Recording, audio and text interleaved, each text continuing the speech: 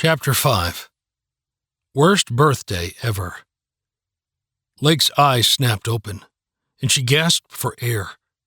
Feeling her heart pound as if it had just restarted, she quickly surveyed her surroundings, frantically checking for injuries while unlatching her seatbelt. Dazed, but otherwise unharmed, she looked around and saw Adam lying motionless across the back seat. His old tennis shoes sprawled in opposite directions. One shoe rested on her lap, while the other had fallen behind her head. Lake carefully repositioned his legs, then crawled over him for a closer look. Grabbing his shoulders, she twisted him to see his face, finding his eyes tightly shut. "Adam, wake up!" she yelled. After a few agonizing moments, Adam let out a low groan and started coughing. Without wasting any time, Lake turned her attention to the front of the car, which was almost completely crushed. Her parents were trapped in the mangled metal. Struggling to see, she yelled, "Mom! Dad!" Waiting a few seconds, holding her breath, she noticed neither of them moving nor appearing to breathe. Overwhelmed, Lake turned to Adam and burst into tears. Adam, realizing the situation, reached out for Lake, but she was busy trying to navigate around a large branch impaled through the car. She carefully moved through the maze of crushed metal and tree branches, attempting to reach her parents. The sideways impact had caused the car to crumple and stretch, leaving Lake and Adam several feet away from their parents. Lake climbed as close as possible, unable to surpass the big piece of crushed metal.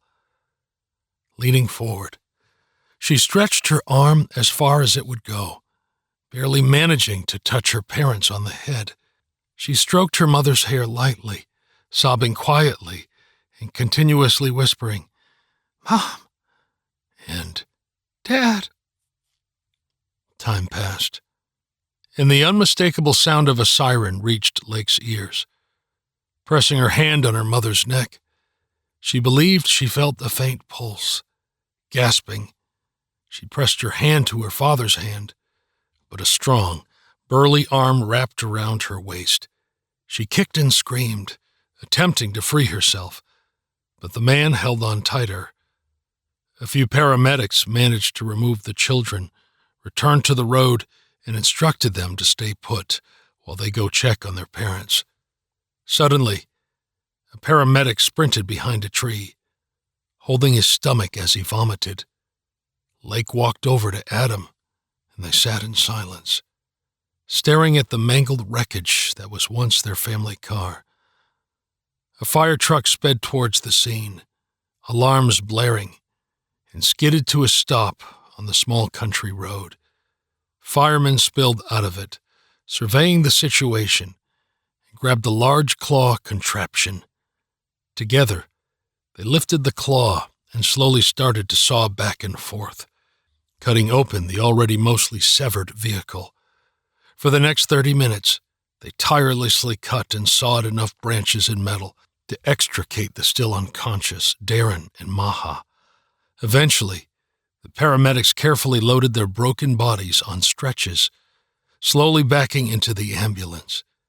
Adam and Lake quietly stepped into the back, getting their final glimpse of the wreckage. The driver shut the ambulance door before hustling to his seat. The ambulance rushed back to St. Anthony's Memorial Hospital, the same hospital Adam had visited almost 10 years earlier when he fell down the stairs. Lake continued to hold her parents' battered hands, Adam's hand lightly resting on her as tears silently ran down their cheeks. When they arrived at the hospital, Lake and Adam were escorted to separate emergency rooms for treatment. Their parents were taken to the operating room, where doctors promptly began removing metal and debris from their bodies, setting the bones and repairing the wounds. They both lost a significant amount of blood, suffered multiple fractures, and experienced swelling in their brains. Maha's eyes were completely swollen shut, and Darren's lung was punctured. Miraculously, Darren and Maha Worthy were still alive, though barely clinging to life. Even more astonishingly, Lake and Adam Worthy not only survived the grisly accident, but emerged unscathed. After the emergency room doctors and nurses completed a thorough checkup, the children were finally allowed to observe their parents through a window. Unable to look away, they stared at their parents connected to a series of large tubes and machines, listening to paramedics conversing in hushed whispers. Adam quietly walked over and put his ear to the door, catching snippets of, "It's a miracle anyone survived that crash," and "Those poor kids are all alone." For a brief moment, Adam closed his eyes, turning away as a tear fell down his cheek.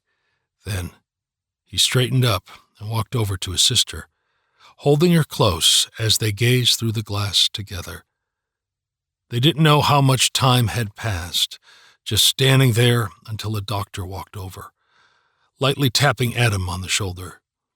The doctor, wearing scrubs, should have looked tired after the lengthy surgeries, but instead, his hair was perfectly combed to match his chiseled features and kind eyes. Seeing this, Adam allowed himself to relax a bit, looking at the doctor. Taking out his clipboard, the doctor said, "The operations on your parents were successful.